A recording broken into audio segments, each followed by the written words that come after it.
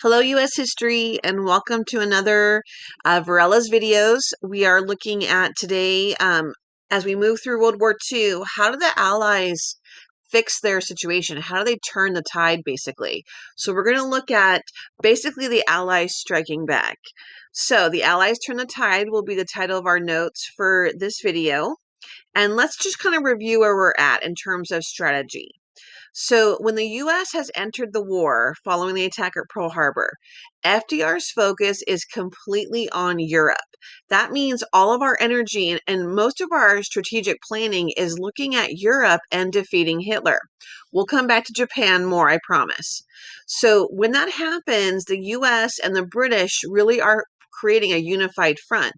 And at this point, it's not just going to be the British, because we're going to see a third ally, basically the Soviet Union, enter the picture. So because these allies are going to be unified, the U.S. is going to sort of take on the title, the Arsenal of Democracy, which basically means we are putting all of our industrial production into creating war materials. It's a massive sort of industrial focus. And this is something that really is going to, in a way, push the US to become one of our major superpowers in the world following this war.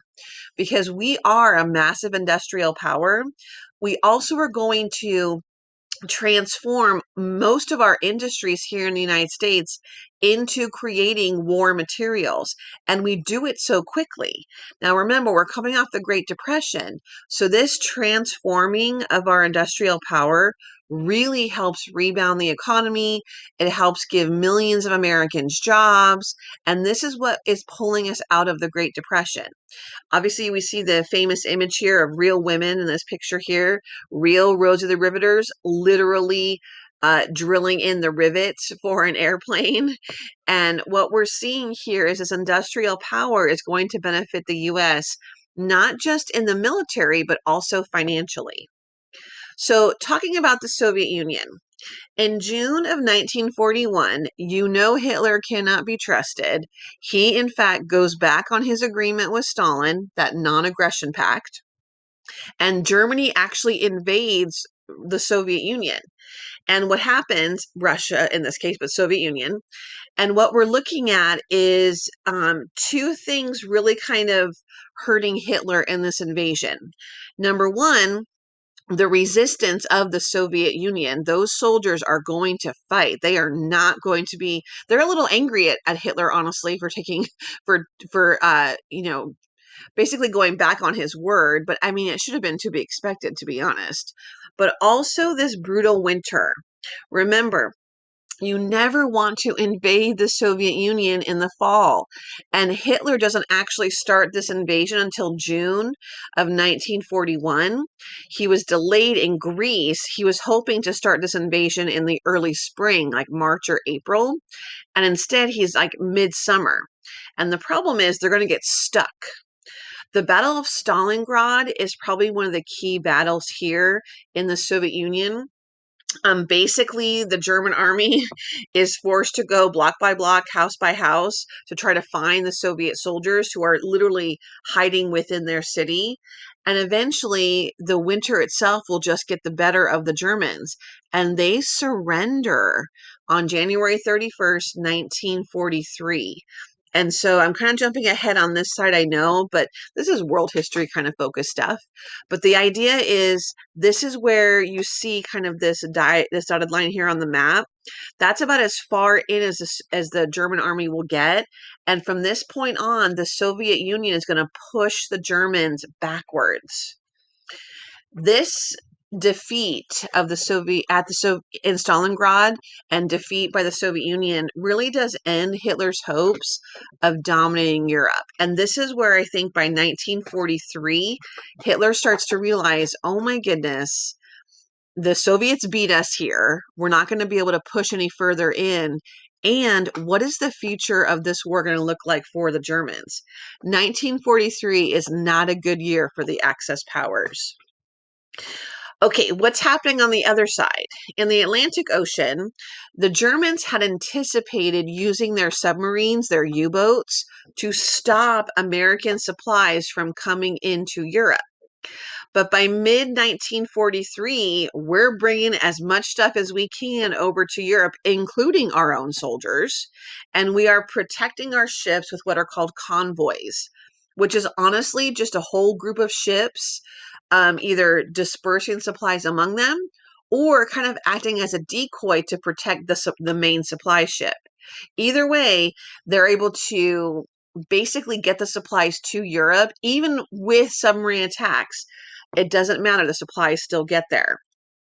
Also, remember, this is World War II, so both sides have the use of radar now, which means you can detect airplanes in the air. We have sonar to detect sound waves in the water. And both sides have what we call long-range aerial bombers, but to be honest, the US have better ones.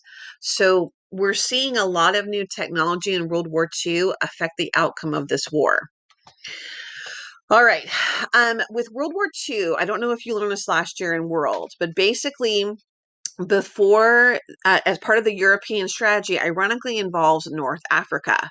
So, as the Allies and particularly the American soldiers arrive, they actually first go to North Africa to try and work their way to take over land that the Axis powers had controlled in North Africa to then eventually get to Italy. I know that sounds weird, but that's what they did. So, future American President Dwight Eisenhower is in charge of the Allied invasion of North Africa. And what we're going to see is some other famous names like George Patton are going to actually be put in charge of taking over different parts of North Africa for the Allies, in particular French territory in North Africa. So George Patton's nickname became known as Blood and Guts. He definitely is not afraid to go into battle or take large groups of soldiers into battle. But the idea is this Allied invasion of North Africa is going to work. And by May of 1943, all German and Italian forces in North Africa have surrendered. So basically, you're seeing the Allies push their way into Europe without actually even getting to Europe. So this will be one area that the Germans had normally taken control of, but will now lose control by May of 1943. So this is sort of like why I said 1943 is not a good year for the Axis powers. They basically lose control of North Africa. Italy is next. So you can see Tunisia here is part of North Africa. So once this area is taken over, now we're looking at the island of Sicily and other parts of Italy. Again, Eisenhower is in charge of this Italian invasion.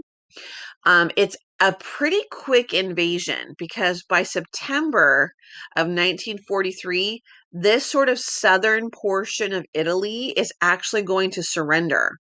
And here's a weird thing. This southern portion of Italy actually does not acknowledge that Mussolini is their leader anymore. And this southern portion actually declares war on Germany. So Italy has a habit of changing teams sometimes in the middle of a war.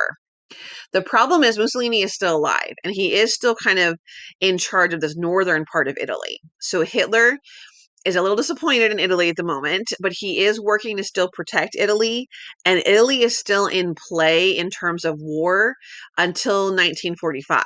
So even though the Allies will take control of the southern part, the war isn't over here. But what it does do is really knock out Italy as a key help for the Germans. So just like the British lost the French early on, this is like Germany losing the Italians. They kind of don't have that aid anymore. But again, 1943, not good for the Axis powers. And also, we're going to start to see something change in 1943 with the focus of the war, and that is the more aerial bombings of Germany. So the Allies realize you can't trust Hitler. So they're going to demand what's called an unconditional surrender. And basically, that just means that because Hitler can't be trusted, he must fully surrender in order for this war to end. There's no rules, there's no, what about this? No. Hitler must fully surrender. So to make him do that, the Allies, mainly the Americans, but also the British, are going to create what are called saturation bombing missions. This is basically these huge bombing raids at night that are intended to inflict maximum damage. So we will bomb Berlin, we will bomb Dresden, we will hit major German cities. We also are going to follow a plan called strategic bombing, which is to really look at where are Germany's military bases, where are their factories located, and we are going to try to attack their ability to make war and continue to supply their war effort. So many of the American pilots who are in charge of this are a famous group. You see a picture of them here, the Tuskegee Airmen. And the Tuskegee Airmen are going to be our first Black military aviators. And these are going to be Black pilots who are trained, and most of them come from the Tuskegee Institute, which is in Alabama. And they are going to basically be a part of what at that time was called the U.S. Army Air Corps, so the AAC. Today it's actually part of the Air Force. So these are some of our earliest Air Force pilots, and in particular, Black pilots who were recruited for their ability to fly. And so the Tuskegee Airmen, who play a vital role in these bombing missions of Germany in 1943 into 1944. So because we're kind of coming to that part of the war, I'm going to stop these notes here. So again, this is how the Allies turn the tide. So pay attention to the Tuskegee Airmen. They might be on your test. And I hope you took some good notes. I will see you in class.